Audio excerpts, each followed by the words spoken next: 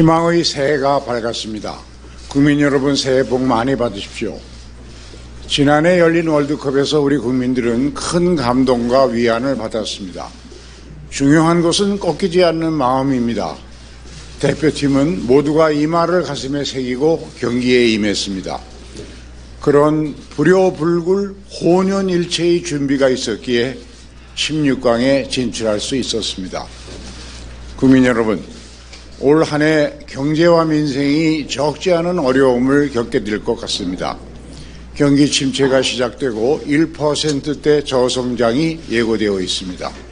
수출도 고용도 금리도 모두 적신호를 보이고 있습니다. 올 한 해 얼마나 많은 기업, 얼마나 많은 국민이 고통을 겪을지 생각하면 밤잠이 오지 않습니다. 이번 어려움의 원인은 복합적입니다. 코로나 팬데믹을 극복하는 과정에서 세계 각국이 시중에 푼 돈이 급격한 인플레이션을 불러오고 있습니다. 이런 인플레이션을 안정시키기 위해 미국을 비롯한 세계 각국이 앞다투어 금리 인상에 나서고 있습니다.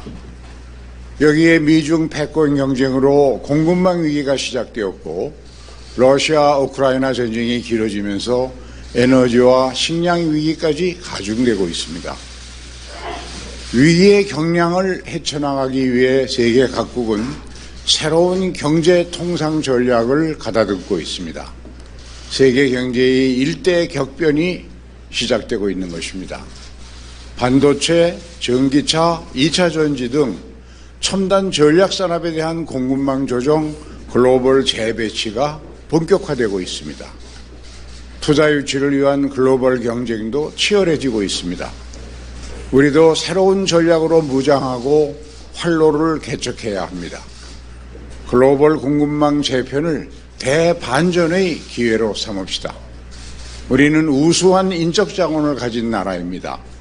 우리와 글로벌 투자 유치 경쟁을 벌이고 있는 대만과 비교할 때 지정학적 경쟁 우위도 확보하고 있습니다. 우리가 합심해서 전략적으로 첨단 전략산업 투자 유치에 나선다면 승산은 충분합니다. 우리 축구 국가대표팀은 꺾이지 않는 마음으로 하나가 되어 16강의 결실을 거두었습니다. 우리 사회도 강한 원팀이 되어야 합니다. 그래야 고난의 파도를 헤치고 새로운 희망을 만들어낼 수 있습니다. 혼연일체의 대한민국, 지금부터 시작합시다. 우리 기업과 국민이 겪을 고통을 조금이라도 줄이고 우리 경제에 새로운 희망을 만들어내는 것을 당면 목표 지상과제로 삼읍시다. 우리는 이보다 더한 어려움도 꿋꿋이 이겨내며 여기까지 왔습니다. 정부와 국회, 경제계, 시민사회가 힘을 합쳐야 합니다. 다시 한번 위기를 기회로 바꿔냅시다. 국민 여러분, 새해는 우리 정치를 새롭게 하는 창신의 해가 되어야 합니다. 정치가 갈등을 해결하기는커녕 갈등을 만들고 있다는 지적을 받고 있습니다. 진영 정치, 팬덤 정치로는 더 이상 희망이 없습니다. 능력 있는 민주주의를 이뤄내야 나라와 국민이 새로운 희망을 품을 수 있습니다. 거대한 방향 전환을 해야 합니다. 돌이켜보면 민주주의가 융성하고 정치가 본연의 역할을 다할 때 우리 사회가 한 단계 발전했습니다. 1987년 이후 우리 사회의 눈부신 성장과 발전도 활짝 꼽힌 민주주의 덕분이었습니다.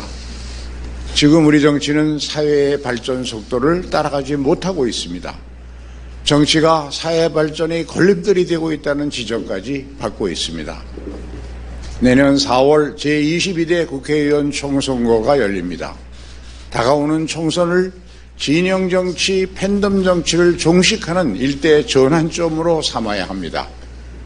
이를 위해 승자 독식의 선거제도와 정치관계법부터 전면적으로 정비해야 합니다.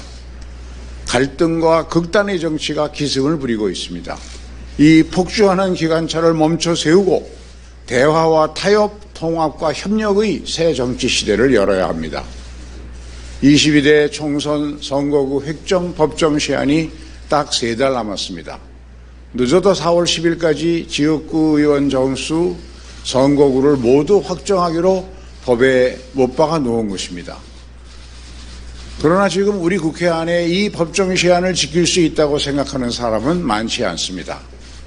사실 선거구 획정 지연은 어제 오늘의 일이 아닙니다.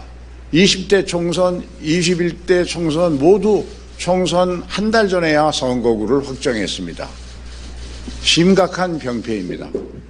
더구나 법정 시한을 지키지 않음으로써 현역 의원들이 총선 경쟁에서 엄청난 이득을 누리고 있는 현실을 생각하면 도덕적 해이라는 질타를 받아도 할 말이 없습니다. 국회부터 법을 지켜야 합니다. 우리 국회는 지난 예산안 처리 과정에서도 작은 차이에 얽매여서 법정 시한을 지키지 못했습니다. 그 후과가 적지 않습니다. 전국의 모든 지방자치단체 예산은 중앙정부 예산과 긴밀히 연계되어 있습니다. 국회가 법정 시한 안에 예산을 처리하지 못하는 바람에 전국의 모든 지방자치단체도 줄줄이 예산안 확정을 미룰 수밖에 없었습니다. 국회가 예산안 처리를 지연하는 바람에 중앙정부와 전국의 모든 지방자치단체는 본격적인 새해 정책예산 집행을 한 달가량 미룰 수밖에 없게 되었습니다. 경제와 민생 안정이 어느 때보다도 화급한데 금쪽 같은 한 달을 허비한 것입니다. 지킬 수 없는 일이라면 법으로 정하지 말아야 하고 법으로 정했으면 하늘이 두 쪽 나도 지켜야 합니다. 국회의장은 이런 국회의 탈법적 관행을 더 이상 두고 보지 않을 작정입니다. 여기서 멈춰야 합니다. 그래야 입법부의 권위를 회복하고 입법의 신뢰도 확보할 수 있습니다. 미룰 일이 아닙니다. 이번 선거구 획정부터 관행적으로 법을 어기는 국회의 오랜 악습과 결별합시다. 아직 3달의 시간이 남아 있습니다. 우리 국회의원들이 법을 지키겠다고 굳게 결심하면 충분히 할 수 있는 일입니다. 집중적인 토론, 국민 참여, 신속한 결론이 필요합니다. 국회의장은 이를 위해 국회가 공론으로 선거법을 개정하는 방안을 추진하고자 합니다. 국회 정치개혁특별위원회가 선거제도에 관한 전문가 자문을 거쳐서 조속히 복수의 개정안을 만들고 이를 국회 전원위원회에 회부해 집중적으로 심의 의결하는 방안입니다. 전원위원회는 매주 2회 이상 집중 토론을 진행하고 국민 공론조사와 국회방송 생중계를 통해서 국민들의 적극적인 참여도 이끌어낼 수 있을 것입니다. 집중 토론, 국민 참여, 신속 결정을 3대 원칙으로 세우고 새로운 선거법 토론에 착수합시다. 이런 집중 심의를 통해 3월 안에 선거법 개정을 끝냅시다. 국민 여러분, 선거법 개정과 함께 여야가 힘을 모아 개헌에 착수해야 합니다.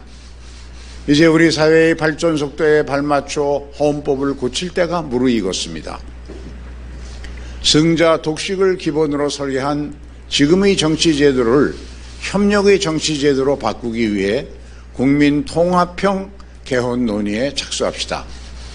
국민의 목소리를 국정에 더욱 충실히 반영하는 방향으로 개헌을 이뤄내야 합니다.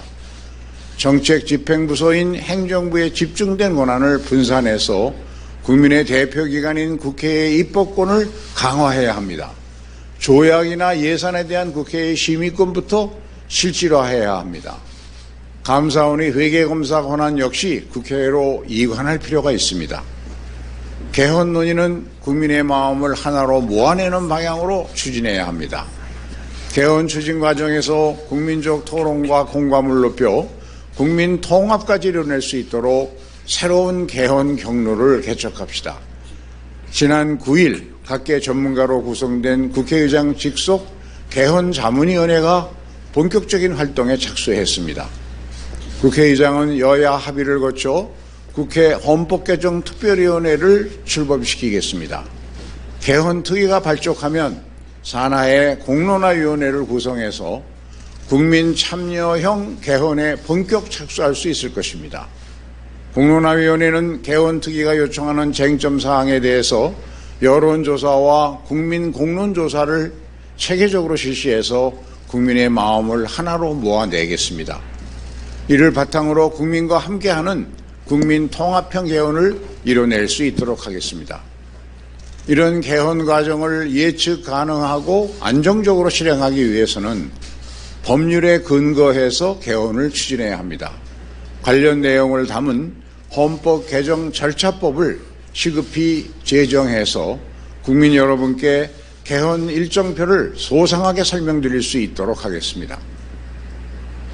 국민 여러분, 당면한 경제와 민생의 어려움에 대비하고 정치를 바로 세우는 일 못지않게 중요한 일이 있습니다. 미래를 준비하는 일입니다.